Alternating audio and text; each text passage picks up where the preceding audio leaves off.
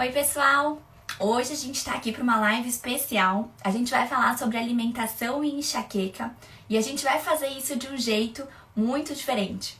Então hoje não vai ser uma live de isso pode, isso não pode, dessas regras todas. Hoje a gente vai falar sobre os porquês de tudo isso que as pessoas costumam falar em relação à enxaqueca. Opa, peraí que deu um probleminha aqui. Deixa eu só arrumar aqui no Facebook pra gente... Deixa eu tirar aqui o som, vamos lá. Não tá aparecendo aqui pra gente. Espera só um minutinho, gente.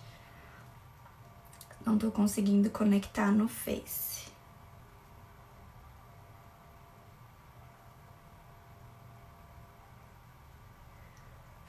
Vamos ver, esperando o pessoal entrar aqui. Já vou...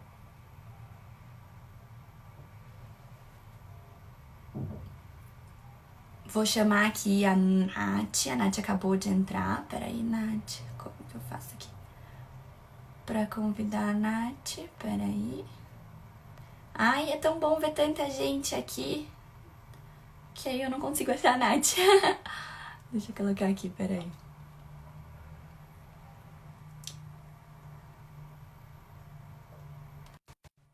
Vamos lá. Esperar a Nath conectar.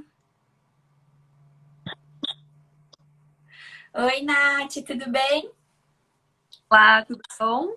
É um prazer muito grande estar te recebendo aqui no Empoderamento da Enxaqueca.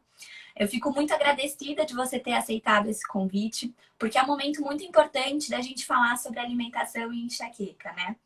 A gente vê muitas Verdade. pessoas tendo informações, né, que acham por aí, e aí isso acaba confundindo ainda mais. Então, estava aqui explicando que a nossa live vai ser diferente de todas as outras lives que já tiveram sobre alimentação e enxaqueca, porque graças a Deus, a Nath compartilha da mesma linha que a gente faz aqui no Empoderamento, que é a individualidade, né? A gente entende o indivíduo como algo singular, e aí a gente vai falar um pouco sobre isso hoje, não é, Nath? É verdade. Boa noite, né? Boa tarde, boa noite a todos. Obrigada pelo convite. É um convite desafiador, né? Vou explicar isso ao longo da nossa live, mas falar sobre alimentações é um polêmico, né?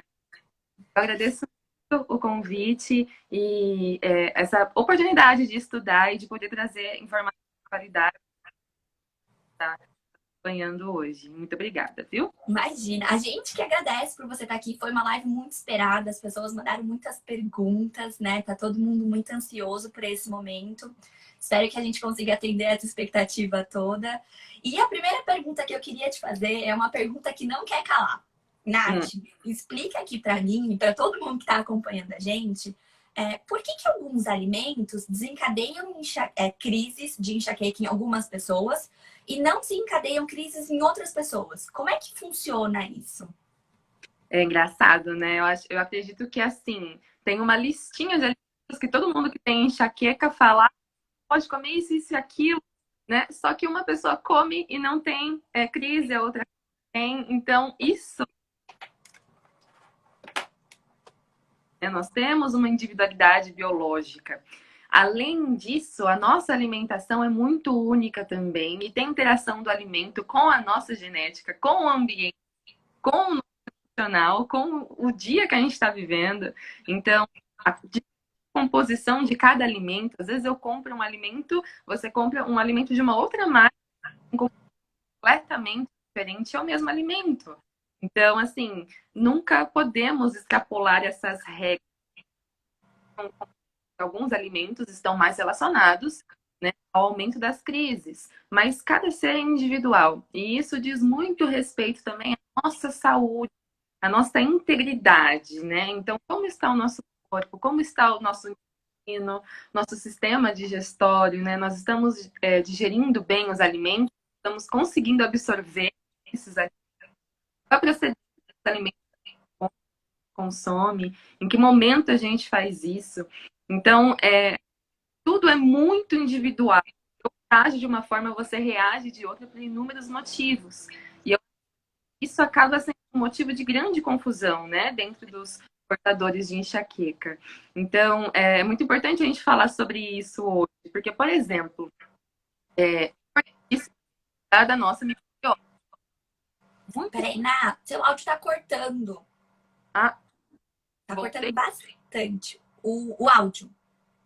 O áudio, É, o vídeo tá ok. o vídeo tá ok, é só o áudio. Às vezes é o local onde você tá, dá uma olhadinha aí como é que tá. Que o pessoal tá falando que tá cortando bastante o áudio. Será que melhorou? Bom, gente, se vocês perceberem que ainda tá cortando muito, vocês avisam aí pra gente que a gente tenta dar um jeito. Bom, Isso. Eu acho que agora vai melhorar um pouquinho o áudio. então vamos lá. Tá, Tocando o circo. daí qualquer coisa vocês me avisam que eu repito. Tá? Como eu sobre a individualidade, né? E como, às vezes, se a gente comer, por exemplo, um alimento, o mesmo alimento, né? Com a mesma marca, no mesmo local, enfim.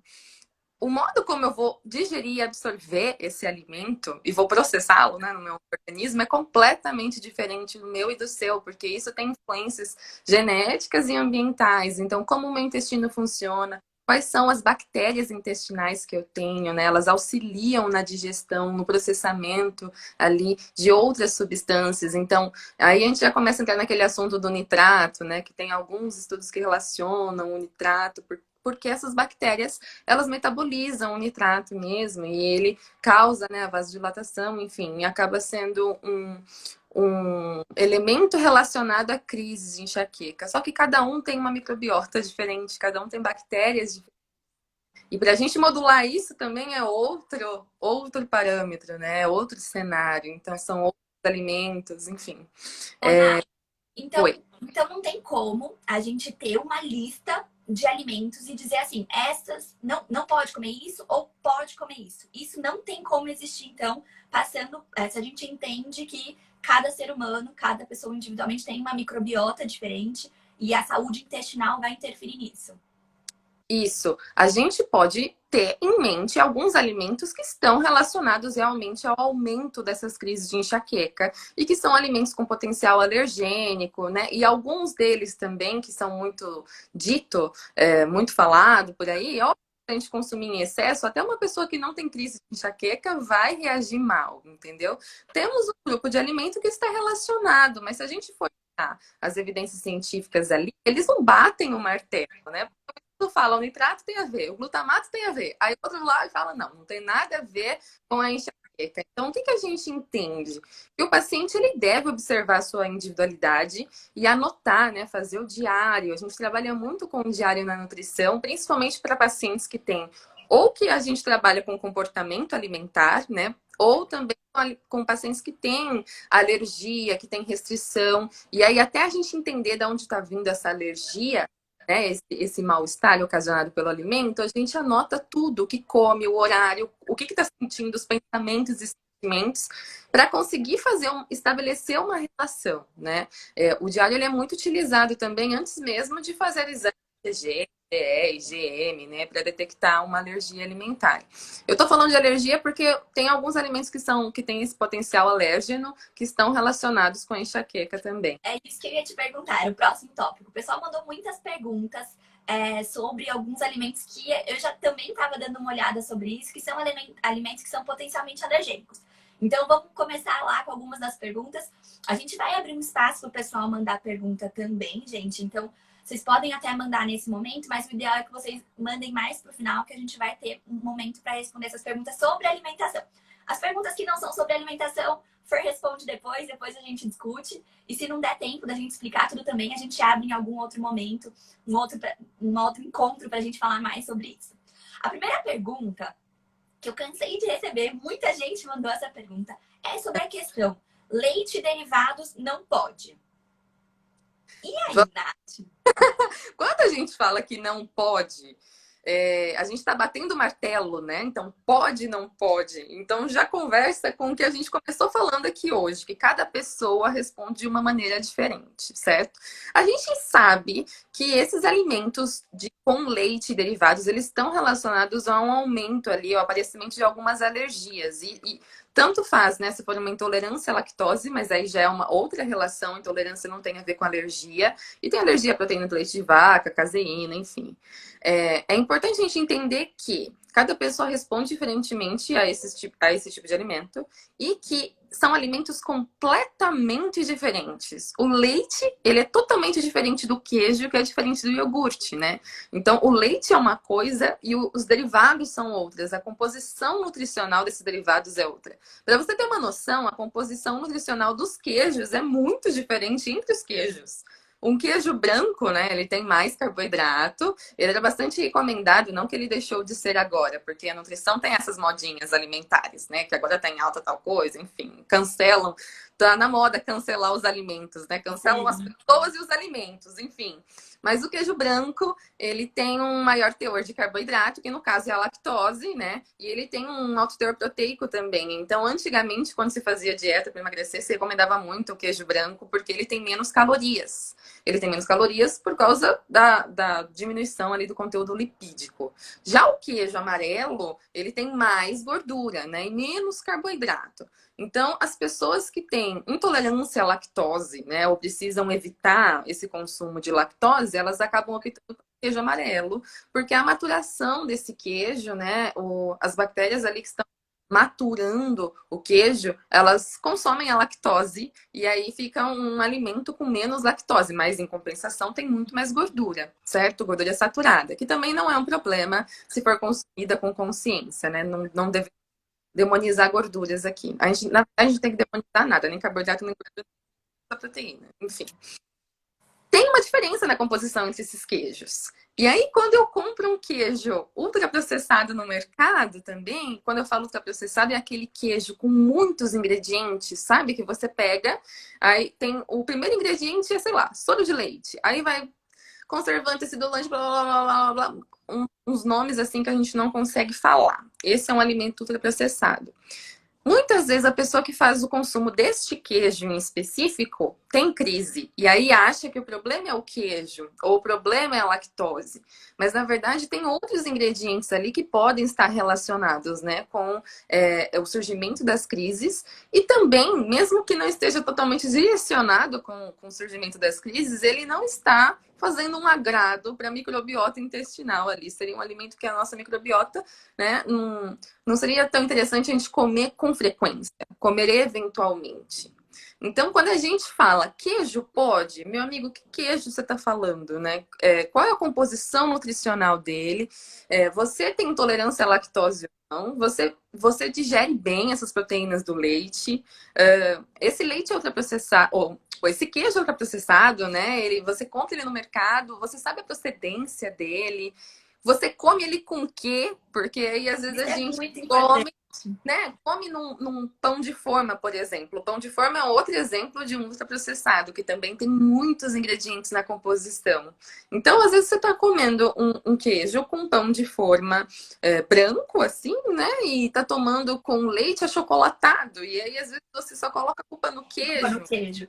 Mas o queijo, infelizmente, foi ganhando essa fama, né? Então, a partir do momento que alguma pessoa... Essa é uma das coisas que me preocupa em relação a isso. E por isso que eu achei tão importante a gente trazer aqui uma nutricionista, né? Que estudou mais de 7 anos para estar aqui e falar o que ela vai falar, gente. Porque, assim, muitas vezes... não tem. A Nath mesmo explicou que não tem muita evidência científica dessa relação. Porque a enxaqueca, ela é diferente de pessoa para pessoa. Então, a partir do momento que uma pessoa percebeu... Tá? Fernanda, eu percebi que isso funciona pra mim e isso não funciona. E aí eu vou lá e eu coloco na internet. Aí alguém vê, né, que eu coloco isso pode, isso não pode. Alguém vê e a pessoa copia e cola isso. E a partir daí, isso vai se repercutindo, né? E as pessoas esquecem que são pessoas diferentes. Então, é muito importante a gente trazer isso também, porque alguns alimentos eu percebo que têm ganhado uma fama tão negativa ao ponto da gente receber perguntas de pessoas desesperadas dizendo: eu não sei o que eu como, eu não sei o que eu posso comer. Uhum. E o que isso causa na pessoa, né, Ná?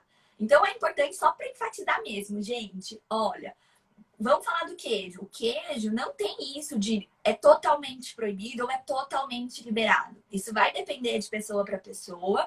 Isso vai depender também da composição do seu queijo. Então, A Nath está trazendo uma coisa muito importante, gente. Olha o rótulo, vê o que, que tem nesse queijo, né? E o que, que você está comendo. Eu vejo muitas vezes a gente falando assim, não posso comer pizza, né? Então eu vou cortar o glúten porque eu comi pizza de frango catupiry ou de marguerita e eu passei mal. Mas eu comi a pizza, né? Que tinha o queijo, tinha a massa com um copo de Coca-Cola, por exemplo. Né? E aí eu culpo o queijo. É só o queijo, né? Exato. Então é muito complicado isso, né, Ná?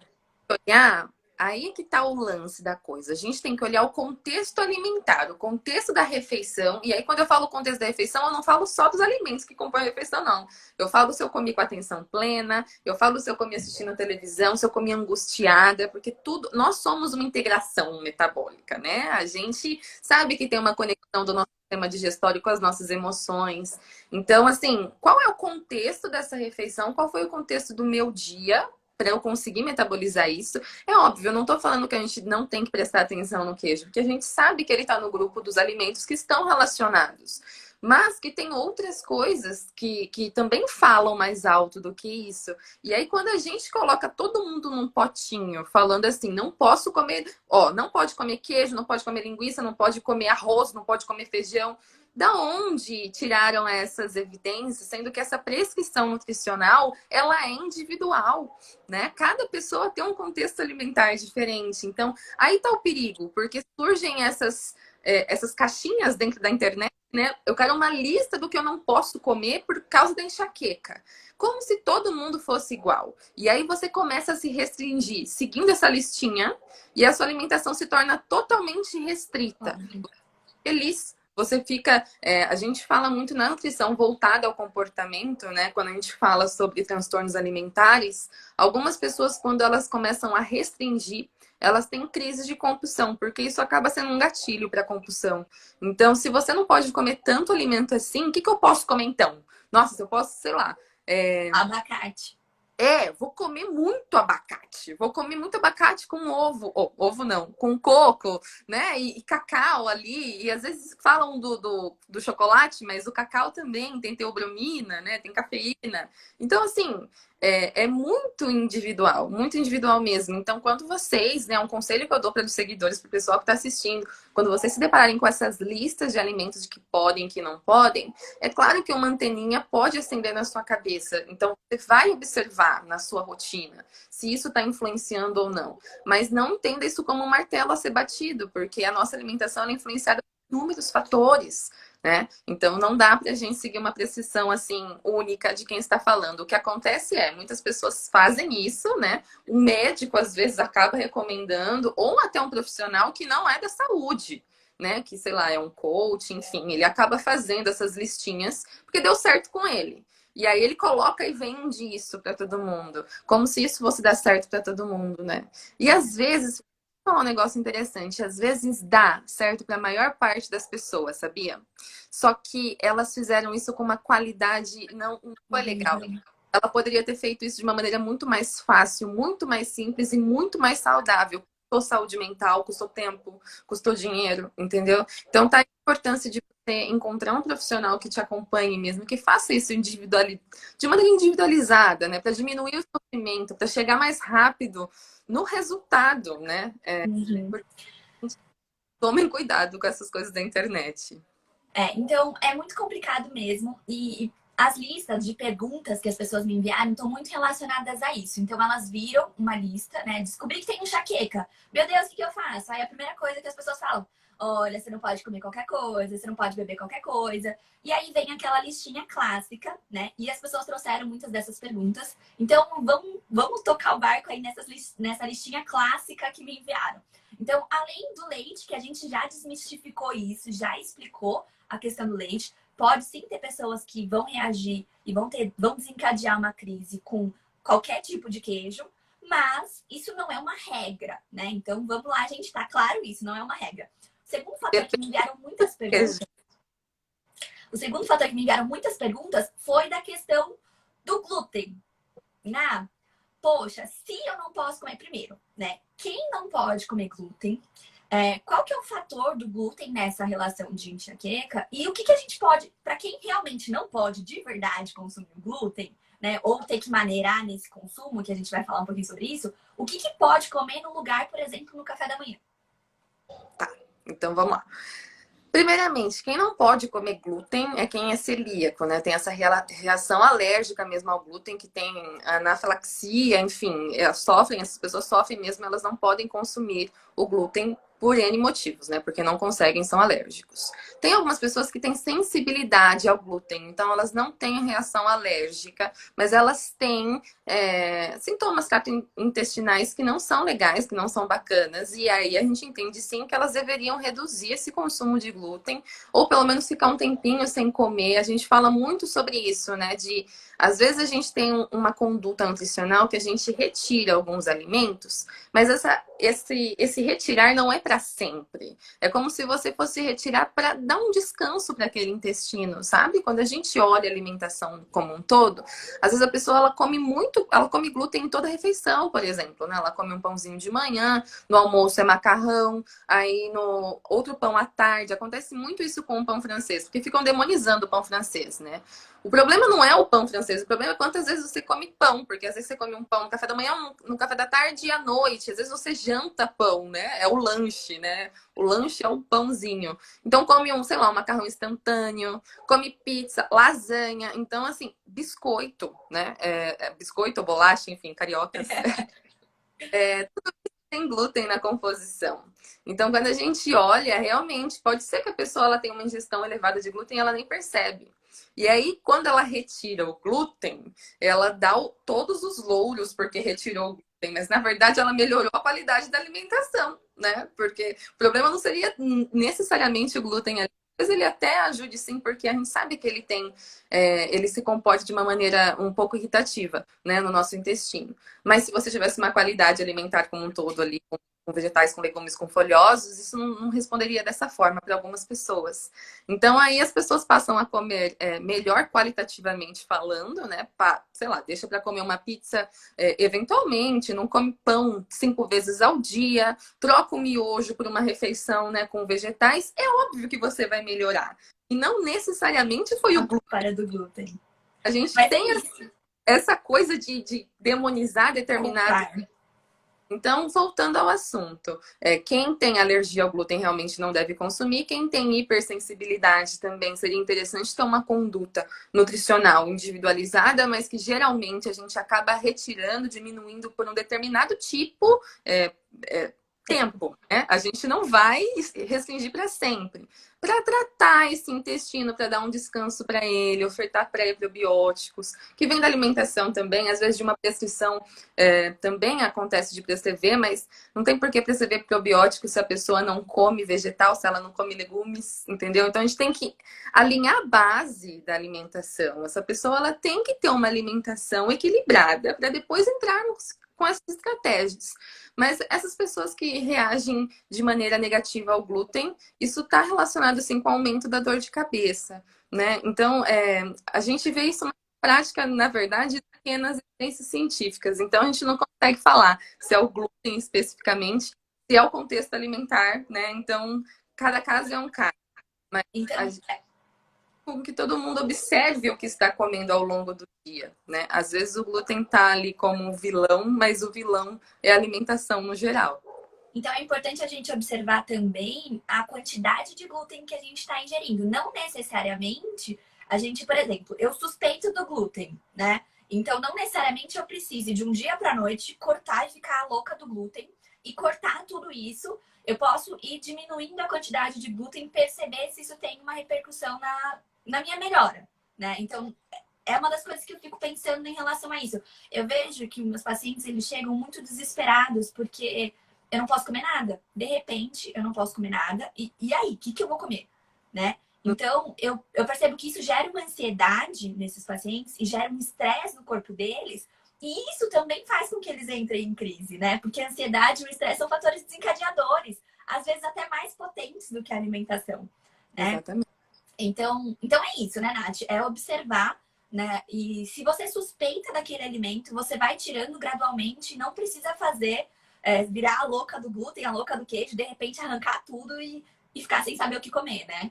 Isso quando a gente fala, assim, de um paciente que não está tendo acompanhamento nutricional, né? Quando ele é acompanhado com o nutricionista, a gente faz essa conduta mais adequadamente, a gente observa se realmente tem que retirar, por quanto tempo, de que forma, a gente dá uma orientação individualizada. Mas para quem está assistindo a gente aí, eu convido que vocês observem realmente a alimentação no contexto, no geral, né? E não fique espantado totalmente com o glúten. É claro que se às vezes você começar a diminuir e substituir por algumas opções que não tenham, que não seja rica no glúten. Você sabe que o problema do glúten, ele está relacionado com o nosso trigo também. Mais uma vez eu trago para a qualidade dos alimentos que a gente tem. Porque os pães, por exemplo, na Europa, na Itália, né, na Alemanha, às vezes até quem é celíaco consegue comer um pão de lá. E aqui o nosso trigo, né, ele tem alterações, ele é transgênico, ele tem alterações ali na sua produção, no seu plantio. Então, isso acaba desenvolvendo reações alérgicas na gente. Mas é que nos preocupa, Fer, quando eu falo sobre não precisa tirar ou tira e tal, isso é muito preocupante. A gente não pode deixar isso uma maneira muito ampla, porque essas restrições elas podem desencadear alguns comportamentos negativos nas pessoas. Então, talvez ela pode sair da live falando: "Meu Deus, eu vou retirar o glúten". E não, na verdade, a mensagem que eu quero deixar para você é: observe o que você está comendo e tente ver se é uma alimentação adequada. Quantas vezes você come por dia? Que substituições você conseguiria fazer ali possíveis, né? Enquanto você não conseguir um nutricionista para te acompanhar nessa troca. Porque realmente eu trabalho com transtornos alimentares e o que mais chega para mim são pacientes que tiveram dietas restritíssimas. E aí o nutricionista não explica por que restringiu, porque às vezes faz sentido restringir sim, né, por determinados protocolos, e a pessoa fica doida. Então, assim, você já tem enxaqueca, não queira ter outro problema além da enxaqueca, entendeu? Então, se escute com calma, observe seu corpo, né? Não dá pra gente extrapolar essas orientações para todo mundo. Então, vamos dar uma resumida para quem está entrando. Então, assim, só dessa última fala da Nath. A primeira coisa a se fazer, então, quem tem enxaqueca, é observar o que está comendo. Antes de falar, putz, eu vi que queijo não pode, putz, eu vi que glúten não pode, putz, eu vi que... Antes de você ir atrás de listas, né, que já estão abolidas, a Nath já deixou claro que listas não servem para pessoas... Na verdade, não servem para ninguém, né, Nath? Mas especificamente para enxaqueca que a gente está falando. Então, antes de você fazer isso, a primeira coisa, começa a anotar tudo que você está comendo. E aí faz isso, faz uma semana anotando. Quando chegar no seu final de semana, você olha para tudo aquilo que você comeu, né? Uhum. Porque às vezes você fica tão bitolado em tirar um alimento, mas mesmo que você tire ela, tem muitas pessoas que continuam tendo crise. Teve um comentário aqui, não sei se você chegou a ver, de uma das meninas que está acompanhando a gente, que ela tirou tudo que podia desencadear dessa lista, continuou com crise, ela voltou a comer e tá feliz hoje. Uhum. Né? Então, assim, não eram aqueles alimentos. Então, observa primeiro, gente, o que vocês estão comendo, né? A importância de comer, a Nath vai falar melhor sobre isso também, mas é importante de comer vegetais, legumes, né? Ter um prato muito colorido, é extremamente importante. E essa é uma forma da gente também avaliar se nossa alimentação está adequada, né, Nath? Olhar para o nosso prato e ver as cores que tem naquele prato, né? Quanto mais Exatamente. colorido, melhor. Então, assim, enquanto vocês não tiverem oportunidade de ter um acompanhamento nutricional, a gente pode, tem um material maravilhoso do Ministério da Saúde que chama Guia Alimentar para a População Brasileira. A gente encontra fácil na internet, baixa, e ele classifica os alimentos, né, em natura, minimamente processados, processados e ultraprocessados. Então, quanto mais próxima a nossa alimentação estiver desses alimentos in natura, ou minimamente processados, e aí eu falo desses, quando eu falo desses alimentos, eu falo que é aquele alimento que eu consigo ver, enxergar. Então, por exemplo, uma espiga de milho é in natura, né? O milho enlatado, né, na lata, ele é processado, porque ele não perdeu a característica dele, mas tem adição de sódio e tal para conservar. Agora, um salgadinho de milho, sabe? O salgadinho de milho que a gente come, é um ultraprocessado, porque eu não consigo lembrar do milho, entendeu? Então, essa classificação nos ajuda a ver se a nossa alimentação ela tá equilibrada, se ela tá adequada. O problema não é comer o salgadinho de milho. O problema é quantas vezes eu como. O guia fala que não é pra gente não comer, né? Ele fala evite. baseie a sua alimentação em frutas e vegetais, tanto é que ele não dá referências de porções, tipo 3 frutas ao dia, isso não existe. Né? A nossa alimentação ela deve ser baseada nestes alimentos. Então, quanto mais cores tiver, quanto mais eu conseguir identificar aquele alimento que está no meu prato, né, melhor a qualidade da minha alimentação será melhor. Então, observe, olhe para você e veja também, o diário ele é uma ótima ferramenta, porque a partir do que a gente está anotando, às vezes come um negócio, a gente nem percebeu o que a gente comeu, porque a gente não está prestando atenção. Então a gente anota e fala, poxa vida, eu comi bastante isso, né? Claro que esses alimentos, sabe, né? Por exemplo, a cafeína, a bebida alcoólica, o chocolate, o leite e derivados, o glúten, amendoim, eles estão relacionados com o aumento da crise de enxaqueca. Então, veja se você está comendo bastante deles. E tenta fazer algumas trocas inteligentes sobre, né? E se tiver dificuldade, claro, procure um nutricionista, né? Que a gente faz isso mais próximo do que você precisa. Diminui esse sofrimento, porque quem tem enxaqueca já sofre demais, né? Essa é outra coisa que eu acho importante ressaltar, né? A importância do nutricionista e também a importância de você buscar um nutricionista que te escute, né? A Nath conversou comigo outro dia, ela tava falando daqueles nutricionistas que abrem a gaveta e tem lá a dieta pronta para você, né? Então toma muito cuidado com isso. Tem que escolher um nutricionista que te escute, que entenda a questão individual, né? Aí tem gente comentando já muita coisa aqui, mas a gente já vai abrir para responder essas perguntas. A gente só precisa tocar o resto das perguntas principais. Ó, tem uma questão que me deixou muito curiosa. E eu quero muito que você tente me explicar. Eu sei, eu busquei também em alguns lugares, eu não achei uma explicação, então talvez não exista uma explicação muito clara sobre isso. Mas a questão das frutas. Por que algumas linhas, né, dizem para algumas pessoas que elas não podem consumir frutas, apenas uma ou outra fruta específica, né? Limita a questão da fruta e a questão do suco, né? Por que dizem que quem tem enxaqueca não pode comer todas as frutas? E aí isso esbarra também na questão do cítrico, se você já puder já adiantar. Esse assunto.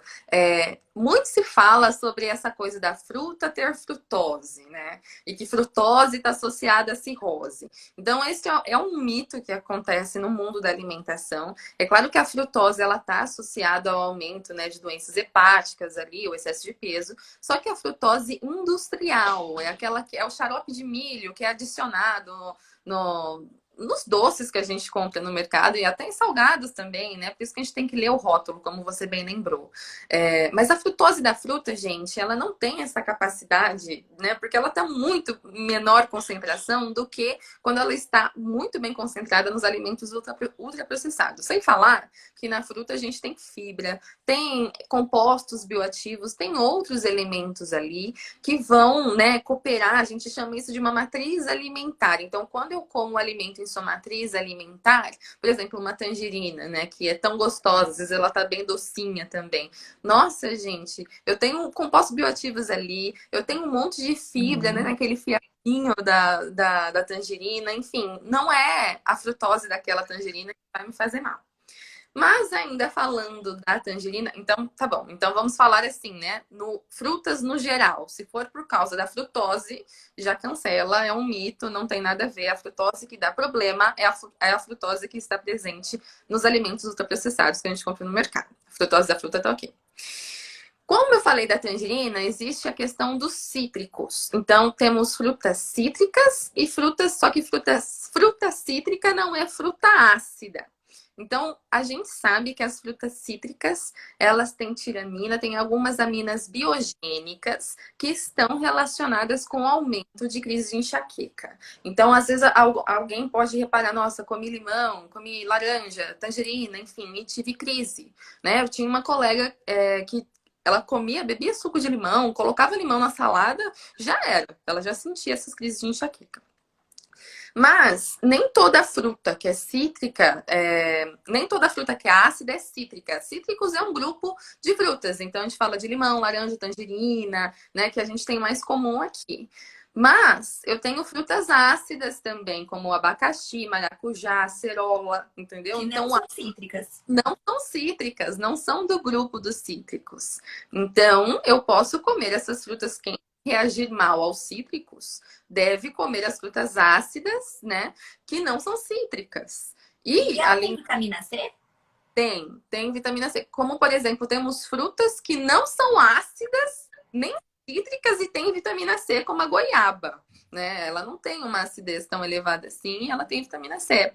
Então, é o grupo dos cítricos mesmo que a gente precisa prestar atenção, se eu tenho essa reação ou não por causa dessas aminas biogênicas, né? Mas, mais uma vez, a gente fala daquele contexto, né? Então, me preocupo se essas pessoas que estão nos assistindo vão retirar todos esses alimentos. Não é para fazer isso, gente. É para observar como vocês comem. Porque o que a evidência científica nos traz? O que a literatura nos traz? Que essas restrições, muitas vezes, são nutritivas. Elas são fonte, né, de nutrientes. E aí, quando a gente restringe queijos, e os cítricos, e você não tem uma boa reposição e substituição ali, um acompanhamento para isso, você vai desnutrir. O seu estado nutricional, não estou falando de desnutrição de magreza, estou falando de desnutrição do estado nutricional mesmo. Vai faltar micronutriente e isso vai agravar a crise de enxaqueca. Então, as restrições são perigosas, né? A gente fala aqui desses alimentos porque a gente sabe que eles estão mais bem relacionados, mas mais uma vez, observem, né, como está a alimentação no geral, para não retirar eles sem ter orientação nenhuma, porque ainda mais agora em tempos de pandemia, né? A gente sabe que a vitamina C é excelente para a nossa proteção do sistema imune, não só ela, o zinco, a vitamina D, enfim.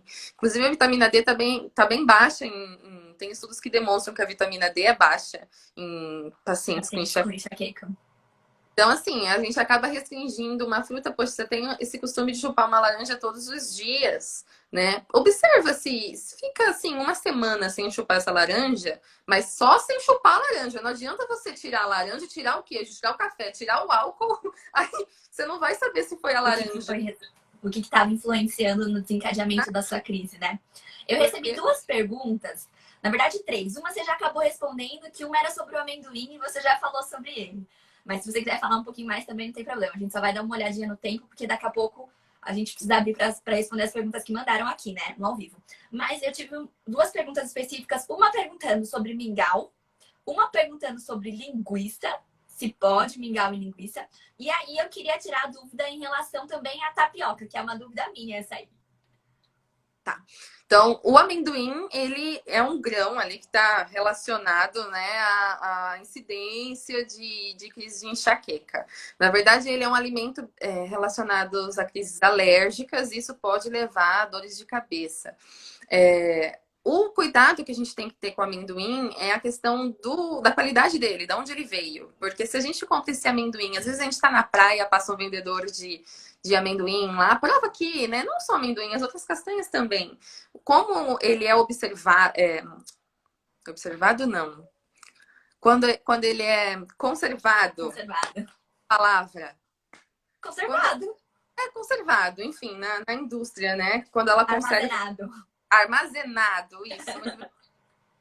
O jeito que ele é armazenado, né, as condições são próprias para o desenvolvimento de micotoxinas, que tem a aflatoxina, e realmente é prejudicial, as pessoas têm dor de cabeça, e essa aflatoxina está relacionada até com alguns tipos de câncer. Então, tomem cuidado com a procedência desse amendoim. Quando a gente compra amendoim, aí a gente sempre fala, né? Eu tomo cuidado de falar para os meus alunos, que eu sou professora, e aí eles falam que não é para comer alimento industrializado. E não tem diferença de alimento industrializado e ultraprocessado, né? Um alimento ultraprocessado, obviamente, ele vai ser industrializado. Mas eu tenho um amendoim industrializado que não é ultraprocessado. E esse processo de industrialização, né, faz com que não haja apropriação desse fungo, dessa aflatoxina. Então, quando você for comprar seu amendoim, olhe se tem um selinho lá que ele é livre, né, que ele é protegido, tem um selo de certificação contra essas aflatoxinas. Então, é uma coisa muito importante de ser observada. Mas, mais uma vez, eu trago, né, aquela observação de sempre. Observe quantas vezes você come, observe se você come esse amendoim tomando cervejinha, quantas vezes você fez isso agora na pandemia, né? E veja se você comeu seu vegetalzinho no almoço, no jantar, veja como está tudo. claro, se você for começar a equilibrar a sua alimentação, essa ingestão aumentada de amendoim vai diminuir. Acontece que às vezes a gente está comendo amendoinzinho mesmo tomando uma cerveja e a gente não vê a hora passar, né? E come muito amendoim. E o amendoim ele também tem bastante gordura, que também está um pouquinho relacionado com algumas crises de enxaqueca. Às vezes a pessoa, quando ela come um pouquinho mais de gordura, ela tem crise. Então, mas veja que você tomou com a cerveja. Como eu falo, cada caso é um caso. A linguiça. Também o tempo de jejum, né, Às vezes você tava muito tempo de jejum e aí quando você foi comer, a primeira coisa que você comeu foi tomar um copo de cerveja e o amendoim, por exemplo. É óbvio que isso pode não te cair bem, que isso pode desencadear algumas alterações importantes, né? Mas vamos lá na linguiça. Fiquei curiosa da linguiça também. Existem muitos lugares que você fala, que você vê assim, embutido não pode de jeito nenhum. Linguiça não pode, salsicha não pode. E aí, Ná? Quando a gente fala de embutidos, a gente pensa numa recomendação para a população toda, no geral, assim, né? A gente deve evitar o consumo, ele não deve fazer parte da nossa vida. Então, para todo mundo, quem tem enxaqueca ou não, né? A gente sempre tem que maneirar um pouquinho no salame, na salsicha, na linguiça. Não são alimentos que devem fazer parte do nosso dia a dia, certo? Mas não é uma linguiça que você vai comer num churrasco que vai potencializar, né, essa crise. Quer dizer, tem gente que pode responder dessa forma. Tem gente não é que uma não. Regra geral. Exatamente. Mas não é. Quando é uma eventualidade, a gente deve observar o que aconteceu nessa eventualidade. A gente teve um dia alimentar equilibrado, né? E aí comeu essa linguiça e teve crise. Então, quando a gente olha para a composição da linguiça, a gente vê que a linguiça tem nitrato e nitrito, que tem alguns estudos que relacionam, principalmente, e aí entre os embutidos no geral, né? A salsicha, enfim. Tem conservantes, tem algumas gorduras que não são bacanas ali. Só que se eu compro numa linguiça, né, um linguiceiro artesanal, porque tem casas que fazem linguiça artesanal, que fazem com uma qualidade de carne suína melhor ali, enfim. Tem toda a questão de processamento, né, o tempero que foi adicionado. Na linguiça que a gente compra no mercado, ela é realmente um alimento ultraprocessado. Então, mais uma vez, eu trago a reflexão. A qualidade do alimento que você está consumindo. Quantas vezes você come essa linguiça? Você come essa linguiça várias vezes por semana, até uma vez por semana, né? A gente precisa verificar quantas vezes a gente está comendo embutidos durante a semana. E quando for comer, aproveita. Eu falo isso muito para os meus pacientes também, que tem essa questão até com chocolate, sabe? Aí não devo comer chocolate porque eles de chocolate. Cara, quando você for comer esse chocolate, compra um chocolate bom, de boa procedência, de boa qualidade, aquele gostoso mesmo, que às vezes é um pouco mais caro, só que você entende que você não vai comer chocolate todos os dias. Para comer chocolate. Então, meu filho, senta, sabe? Respira e come. Tenha essa sensação de conexão mesmo. A gente tem até uma meditação do chocolate que a gente faz com os pacientes que tem até compulsão, né? Às vezes acaba comendo chocolate muito rápido. Então, aproveite esse momento que você está comendo chocolate. Aproveite o momento que você está comendo a linguiça. E para que comer a linguiça se você está comendo sem prestar atenção, né? Tá, mais uma vez, tomando uma cerveja. Enfim, aproveite esses momentos. Se você sabe que isso pode deflagrar em você, aproveite um momento para comer este alimento, se você tiver com vontade mesmo, né? E que seja um alimento de boa qualidade. E você fez outra pergunta, Fê? Eu perguntei da tapioca, Ná, mas por conta do tempo, essa pergunta era mais uma dúvida minha. A gente pode responder ela através de stories depois, ou a gente faz um textinho sobre isso.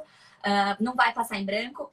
Ainda tinha algumas outras perguntas, mas como o tema é muito longo, gente, não dá para abordar tudo, mas a gente vai dar um jeito de responder essas perguntas para vocês. Eu vou lendo as perguntas que mandaram aqui, né, pra gente também beneficiar as pessoas que tiveram essa iniciativa de entrar e estar aqui com a gente. Então, a Alcione mandou assim: todo enxaquecoso, o café causa crise? Não necessariamente. Tem pessoas que têm, né, essa reação com o café. Tem pessoas que não têm a reação com o café. E aí a gente fala em relação à cafeína. Na verdade, tem até um vídeo muito bom. Já vou fazer propaganda da Fer. A Fer fez um vídeo falando sobre café e enxaqueca. Então, assiste esse vídeo que é muito bom. Mas o café, ele tem essa propriedade vasoconstritora, né? Então, tem algumas pessoas que têm essa relação com o café e não. Eu acho que você pode observar e não tomar isso como regra para você. Tá. E tem a questão dose dependente também, né, Ná? Então, tomar cuidado, porque assim, quanto de café você tá tomando? E aí, independente dele desencadear ou não crise, eu penso assim, a Nath pode me corrigir, mas eu penso assim, independente se ele te causa ou não crise, quanto de café você está tomando? Não é saudável você tomar café 4 vezes no dia. Não é saudável você pegar logo de manhã, a primeira coisa que você coloca dentro do seu estômago é aquela xícara gigante de café. Antigamente, lá atrás, Coloca bastante açúcar no café também. também, né? Então, o açúcar também é uma das coisas que o pessoal mandou dúvidas sobre isso também. E a gente também vai, acho que tá nas perguntas também. Deixa eu dar uma olhadinha aqui. Ali, a Alciane ficou satisfeita com a resposta. Bom, vamos lá. A Janete mandou assim: o que comer pela manhã? Tomo café com leite sem açúcar. Posso dar minha opinião? Fala, Fer, vamos Vou conversar. usar, vou contar aqui pra vocês como que é o meu café da manhã. Gente, Hum, aqui em casa, o café da manhã é assim: a gente faz um pão de queijo de frigideira, que eu aprendi inclusive com a Nutri Raquel Campos, que também é amiga da Nath, outra Nutri maravilhosa.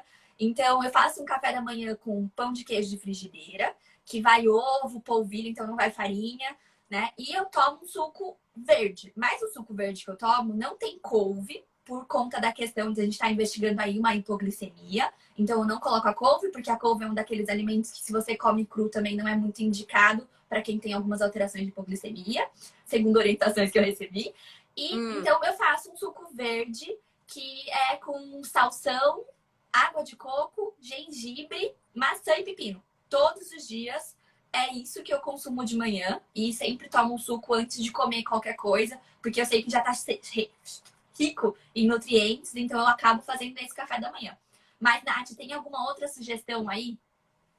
O suco verde, ele é uma opção nutritiva, né? Algumas pessoas acabam adquirindo ele como uma estratégia mesmo de aumentar essa ingestão de nutrientes. É adequado, né? Claro que a gente deve também priorizar a colocar esses nutrientes de maneira inteira no nosso prato, né? Então, no Uhum. jantar, que esses nutrientes estejam lá. Sobre a questão da couve e da hipoglicemia, eu não sei te falar sobre. Na verdade, eu acho que eu nunca li sobre isso, Tá. né? Couve, ela está relacionada com quem tem problemas de tireoide, aí seria interessante observar esse consumo diário da couve, né? Que não se Uhum. deve couve todos os dias. Mas não é, mais uma vez, não é para retirar a couve, é para não comer todos os dias. Mas essa questão de o que comer no café da manhã também é muito individual. Essa questão de um pão de queijo de frigideira pode acontecer. A gente pode fazer um pãozinho também. Tem pãozinho de micro-ondas que a gente coloca com aveia, ovo, faz numa forminha lá. Tem ovo também que a gente pode fazer mexido. Tem diversas opções. A gente não pode. Tem várias opções de café, mas aí tem que ver o que mais se Que adequa agrada, né? o que você gosta mais de comer, qual horário que você gosta mais de comer, enfim, tanta coisa influencia, mas a gente pode comer, por exemplo, fruta com iogurte, se você tolerar bem o iogurte é diferente do leite, né? Vou Ele tem passar uma receita de iogurte natural também aqui. isso, e o iogurte ele tem probióticos que vão auxiliar também na saúde intestinal. Então é interessantíssimo a gente inserir o iogurte caso você não observe que ele está aumentando as suas crises de enxaqueca, né? Mas essas listas de restrição ela acaba retirando alimentos tão nutritivos para a gente, né? E o iogurte ele é um alimento relativamente barato que a gente pode ter como fonte de probiótico todos os dias ali ou em dias alternados, mas que por causa desse mito do leite, né, e da lactose, ele muitas vezes é negligenciado. Mas aí é Então, importante ver também o rótulo, né, Ná? Porque tem uns iogurtes que a gente encontra que tem tudo, mas quase nada de leite, quase nada da parte natural, né? aproveite para adoçar esse iogurte natural com as frutas. Coloque frutas junto com ele. Aí, se você enjoar, você pode ir num dia comer num potinho, no outro você pode bater no liquidificador, no outro você pode colocar e fazer um sorvete com esse iogurte. São os mesmos ingredientes, né? Que é um iogurte, uma fruta, só que feito de maneira diferente. Dessa forma você não fica enjoada. E Tá. aí é interessante olhar sempre o rótulo, porque deve ser leite e fermento lácteo, né? Esse é o melhor. Apenas, né? Ná, eu recebi uma outra pergunta da Fátima. Ela perguntou assim: essa é meio cabeluda, não sei se vai dar tempo, porque a gente tá acabando, mas vamos fazer, já que ela mandou aqui. E o açúcar? O que você tem a dizer para quem tem enxaqueca? Mais uma vez, da onde vem esse açúcar, né? Porque, por exemplo, às vezes a gente não percebe. A Fer falou um negócio muito interessante. Às vezes a gente toma 4 xícaras de café durante o dia. E E café a culpa é do adoçado. café. E aí vem muito açúcar junto do café, né? Então, é uma recomendação geral também. Quanto menos a gente puder ingerir de açúcar, deixa para comer o açúcar quando for necessário. Então, a gente às vezes adoça um bolo, né? E aí o bolo Uhum. precisa de açúcar, enfim. Mas é interessante que a gente readeque o nosso paladar para o alimento de uma forma natural. Então, se você puder diminuir um pouquinho do açúcar desse café gradativamente, para você não se sentir também, meu Deus, porque tem gente que toma açúcar com café, não é café com açúcar, né? Eu E aí tomava. não consegue, vou tomar um café sem açúcar, por exemplo. Então tenta diminuir gradativamente essa quantidade de açúcar. Tem pessoas, elas acabam relatando mesmo que quanto mais açúcar consomem, mais crise de enxaqueca elas têm. Então, é uma recomendação óbvia, né? Tente diminuir essa ingestão de açúcar, quanto de doce você está comendo durante o dia. E não tem diferença do açúcar mascavo para o demerara. A gente sabe que ele tem uma melhor qualidade, por exemplo, do açúcar mascavo para o açúcar refinado. Mas você entende que não é, você não vai comer 1 quilo desse açúcar. A intenção é que você come cada vez menos, né? Ou que você adoce só quando for necessário. Então, assim, se você puder ter um açúcar demerara mascavo, ok. Mas não é por causa disso que você tem que colocar tanto açúcar assim. Uhum. Coisa do sal também, né? Aquela questão do sal do Himalaia e tal, que é um sal um pouco mais nutritivo. Mas, cara, você não tem que encher o seu prato de sal, né? Então, esse sal refinado que a gente acaba tendo aqui, pra gente, que é comum de uso aqui para os brasileiros, não tem problema nenhum, porque ele tem uma fração muito pequena na nossa alimentação no geral. Uhum. Na próxima pergunta é: tempero em pó ajuda a piorar o quadro? Ajuda.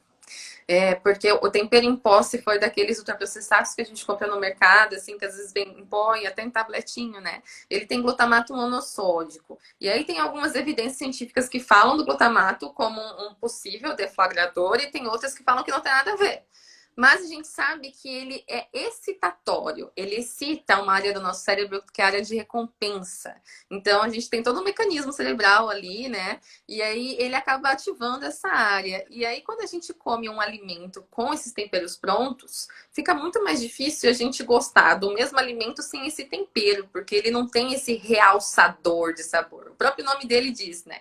Realçador de sabor. Então a gente está treinando o nosso paladar para ele ficar muito palatável. E aí a gente só vai procurar, poxa, se eu tenho essa recompensa sempre, quando eu comer um alimento que não tem isso, ou eu vou comer mais daquele alimento, ou eu vou comer e não vou ficar satisfeito, porque eu quero ter o mesmo nível de recompensa que eu tive. Então, é interessante que, mesmo que ele te dê crise ou não, que o consumo dele seja reduzido, né? Que você procure evitar esse tipo de alimento e substituir por ervas, por exemplo. A gente sabe que as ervas, elas têm uma modulação muito grande no nosso intestino, nos nossos neurotransmissores, né? Então, melhora a nossa qualidade alimentar. Então, a recomendação é que você evite esses temperos prontos, se E possível. outra coisa é que esses temperos prontos, se a gente parar pra pensar, né? Esses tabletinhos que a Nath comentou, por exemplo, né? São caldos normalmente de carne, de legumes, de frango, que são caldos que são extremamente mais nutritivos, né? Aliás, esses caldos prontos não têm nutrição nenhuma, mas enfim, né? A gente pode fazer esses caldos em casa, né? Então você faz um caldo de carne, você faz um caldo de frango, um caldo de legumes, congela nos tabletinhos lá na questão do gelo, naquela forminha de gelo. Põe lá no congelador, quando você vai fazer uma comida, você coloca. Isso também pode servir até para o miojo. Em vez de você fazer o miojo, eu gosto do miojo de legumes. Você pode fazer o macarrãozinho, pega aquele caldo de carne, coloca uma proteína junto e você já tem um pouco de nutriente. Você aproveita, já que você vai cozinhar, você aproveita, coloca os legumes, né? Então, assim, não tem necessidade da gente comer esses alimentos, né? A gente acaba usando a desculpa do tempo, né? Não tenho tempo para fazer, não tenho tempo. Mas se a gente se organizar, é tudo uma questão de organização, né?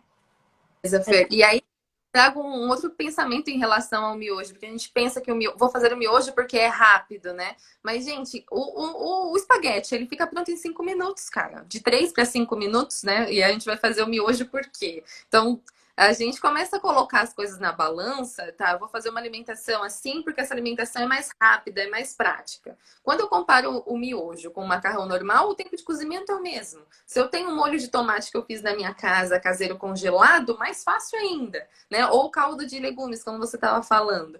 meu, não tenho tempo para cozinhar. Hoje em dia, o que tem de opções de comida congelada, né, saudável, equilibrada, e não precisa, uma alimentação saudável, ela não precisa ser sem gosto, entendeu? Então, a Uhum. gente tem opções gostosas, ainda mais com a pandemia agora, né, o pessoal aumentou a produção desses alimentos, dessas marmitas, a venda disso. Então, a partir do momento, eu já vou até fechar, não sei se você ia fazer alguma outra pergunta, mas eu já ia fechar a conclusão aqui. Tem uma aqui, mas a gente já respondeu, mas só para enfatizar rapidinho, né?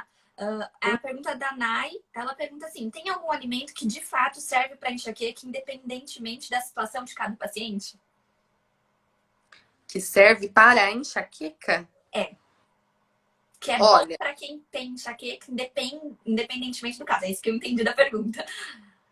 tá. A gente sabe que os micronutrientes do complexo B, né, as vitaminas do complexo B, como a vitamina B12, que é riboflavina, mentira, a B2 é riboflavina, a B12 é a cobalamina, enfim, mas a B12 e a B2, vitaminas do complexo B, eles auxiliam na modulação aí desses neurotransmissores e estão relacionadas também com a função mitocondrial, então elas podem auxiliar, né, nesse controle e na prevenção da crise de enxaqueca. Mas quais são? O que eu como que tem complexo B?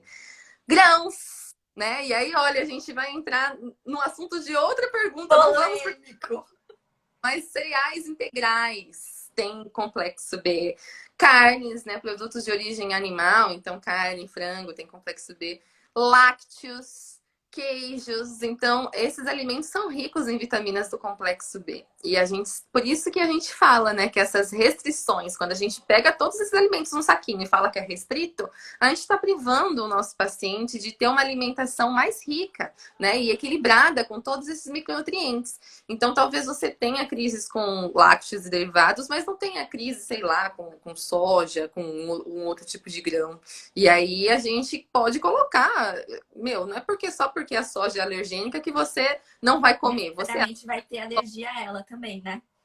sim, sim. É que esses alimentos eles estão relacionados com a crise de enxaqueca, mas é por isso que esse olhar nutricional é muito valioso, porque se você restringir tudo sem ter um senso crítico, você pode estar se colocando num papel de desnutrição e aí você vai desenvolver outras crises também. Sem falar se a compulsão, né? Que coisa chata ter essa alimentação restrita. Não, você Quando passa a não ter prazer, né, Nath, em comer. E quando a gente fala em pessoas com enxaqueca, e aí eu já vou terminar essa fala e você já finaliza, né? Então, quando a gente Uhum, fala em pessoas com enxaqueca, é importante a gente lembrar que são pessoas que já são privadas por conta da dor e das limitações que vem, porque a enxaqueca não é só dor de cabeça, mas já são privadas de muita coisa, de muitos prazeres, né? Então, tem gente que desencadeia com a luz do sol, né? Uma luz intensa. Então, a pessoa para de sair durante o dia, né, por conta do sol. Tem gente que não pode ir para o churrasco da família, porque não, né, tem vários desencadeadores, não consegue se controlar, é muito difícil. Então perde momentos familiares. Então, privar essa pessoa do prazer de comer. Gente, comer é uma coisa deliciosa. Né? É muito cruel, eu diria cruel até, ter pessoas que simplesmente divulgam coisas sem ter um conhecimento sobre isso e tem esse impacto, é uma falta de responsabilidade, né, Nath, com a vida dessas pessoas, né? Então, é muito bom ter você aqui para explicar essas coisas, que estudou, né, que tem uma formação boa, que foi atrás especificamente para estar aqui hoje, sabe? Para poder tirar essas dúvidas e tirar a gente do escuro mesmo, porque a gente fica perdido, né? uhum. Eu acho que o principal conselho que eu dou é se observe, se conheça. O autoconhecimento é uma ferramenta muito poderosa, sabe? Então, eu sei que você trabalha com um diário com os seus pacientes, né? Então, falando pelo lado nutricional, faça um diário alimentar, anotem tudo que vocês comam, coloca sentimento, pensamento, o tempo que você levou para fazer essa refeição.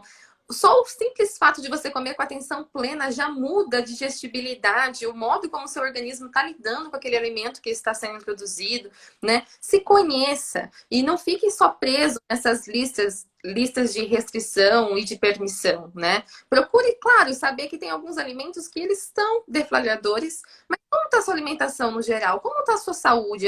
Nós somos resultados, né? A gente que a gente está vendo aqui agora é resultado de inúmeros sistemas agindo de maneira integrada. Então, como está sua emoção, sua respiração, né? Como estão o seu trabalho, o seu estresse? Como está a qualidade da sua alimentação como um todo? Então, é importante prestar atenção nesses alimentos que estão relacionados relacionados à crise, né? E aí a gente já falou muito hoje sobre qualidade, quantidade desses alimentos, mas como está a sua vida no geral, né? Então, não se preocupe tanto com essas listas e se observe, se conheça, porque tem coisa que vai servir para você, que vai funcionar para você e não necessariamente vai servir para o outro. Né? Então, a minha mensagem é essa: tenha esse autoconhecimento e esse cuidado, porque a modulação da enxaqueca, com certeza, você pode falar melhor do que eu, é mudança de hábito, né? Buscar essa... Nath, queria te agradecer, a gente está nos últimos segundinhos. Eu queria agradecer muito a sua presença, eu acho que foi muito enriquecedor. Já te convido aí, se você estiver disposta, a gente fazer um outro encontro futuramente. Tem algumas dúvidas que ainda ficaram e a gente vai dar um jeito de responder. Gente, eu espero que vocês tenham gostado. A Nath é uma queridíssima, foi uma honra ter ela aqui. E aí a gente se encontra, então, numa próxima live. O contato da Nath também tá aí. Ela também posta muito sobre alimentação. Ela fala sobre fome emocional, que é maravilhoso também. Então acompanhem ela também nas redes sociais. E aí a gente se encontra na próxima live. Muito obrigada, Nath. Muito obrigada a todo mundo que nos acompanhou aí.